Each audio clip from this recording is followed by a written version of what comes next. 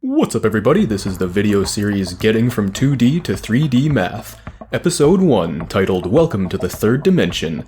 It's for math learners who know some 2D math and want to know some 3D math. Let's start by looking at some graphs to help us compare 2D and 3D. Alright, circle with lines coming out of it in all directions in 2D, sphere with lines coming out of it in all directions in 3D, parabola in 2 dimensions, paraboloid in 3 dimensions. Here's that pattern you get with the bar magnet and iron filings on a tabletop, which is just a 2-dimensional slice of what's really going on, which is this 3-dimensional thing. Here's a thing containing a peanut-shaped thing in 2 dimensions, and here's a thing containing a peanut-shaped thing in 3 dimensions. Okay, we can plainly see that there's something that all 4 of these comparisons have in common even before explaining anything. Indeed, there's plenty of systematic going about to do relating things to simpler concepts and whatnot, so let's get to it.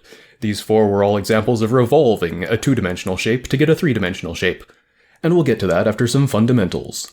2 dimensions is something like a tabletop. It's called 2 dimensions because you can say something like 10 inches from the south edge of the table and 20 inches from the west edge of the table, specifying 2 conditions, and you've just specified a single point since there is only one location on the tabletop that satisfies those 2 conditions. 3 dimensions is something like a room. It's called 3 dimensions because you can say something like 50 inches off the ground, 40 inches from the south wall, and 30 inches from the west wall, specifying 3 conditions, and you've just specified a single point, since there is only one location in the room that satisfies those 3 conditions. There's a concept now that will seem nebulous and abstract at first, but it will make more sense as I continue to connect it up with things, so bear with this for just 1 minute, as what I'm about to say seems weird and metaphysical. We see that it takes more pieces of information to nail down a single point in 3D compared to in 2D. Similarly, you could say that 3-dimensional space has more generality than 2-dimensional space. If you've specified 2 of the coordinates of a point, have you specified the whole location of the point? It depends on the space. If it's 2-dimensional space, then yes. If it's 3-dimensional space, then no. So we say that other factors held constant, more dimensions means more generality. 3D space is more general than 2D space, and that's why 3D space demands more pieces of information in nailing down a single point as compared to 2D space. Okay, hold on to that idea for now. More dimensions means more generality in the space.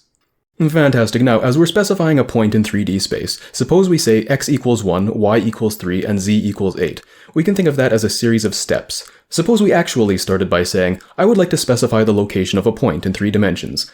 Then we began with a whole 3-dimensional volume of possibilities. Then we said x equals 1. Then there was a 2-dimensional plane of possibilities, much like a 2-dimensional graph space. Then we said y equals 3, and then there was a 1-dimensional line of possibilities, much like a 1-dimensional number line. And then we said z equals 8, and then we were done specifying a point. We'll consider that geometry more in just a minute, but what we've seen just now is essentially that higher dimensions can be boiled down to lower dimensions one equality at a time. When we were nailing down the location of a point one piece of information at a time, those pieces of information were all equalities. X equals this amount, y equals this amount, z equals this amount.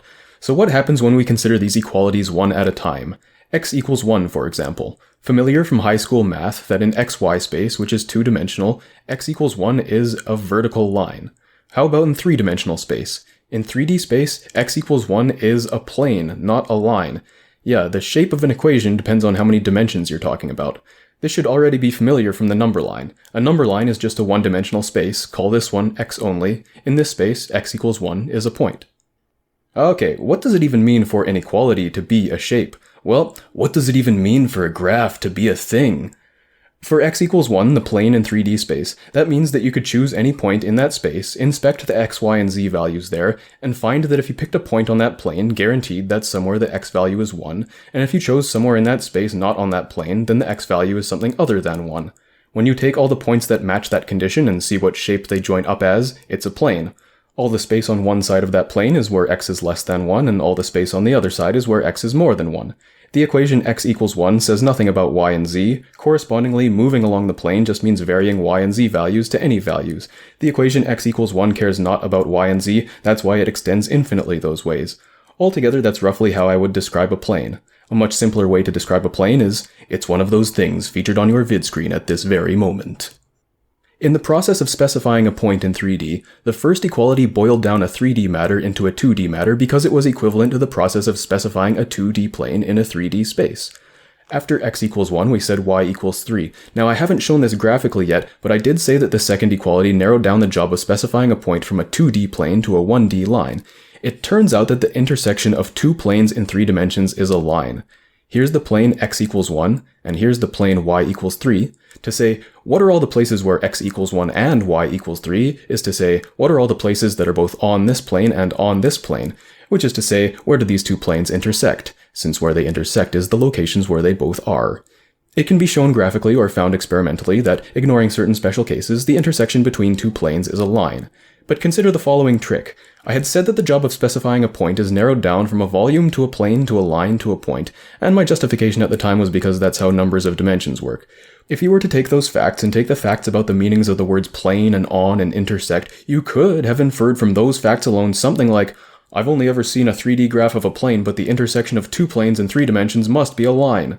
But you didn't have to, and I expect most people didn't, but that's the neat thing about graphs.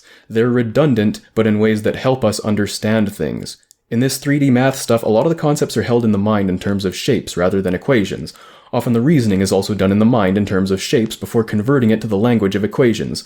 A lot of concepts here can be understood with or without reference to graphs, and in those cases, the logic of the concepts do things, and the graphs do corresponding things. They never disagree. Asterisk. And the nice thing about these ideas is that they make more sense the more you think about them, and it's often thoughts about shapes that tie the mathematical understanding together.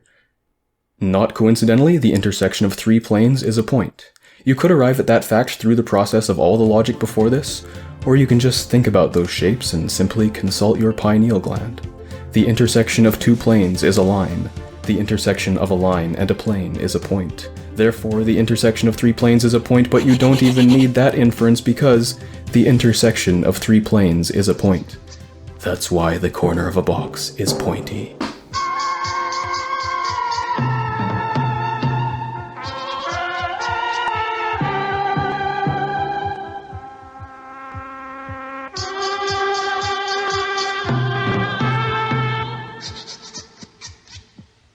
There you go, that's the easy way. Alright, that's episode 1. Stay tuned for the second episode, called Why Even Call a Box a Box? And remember, give me money!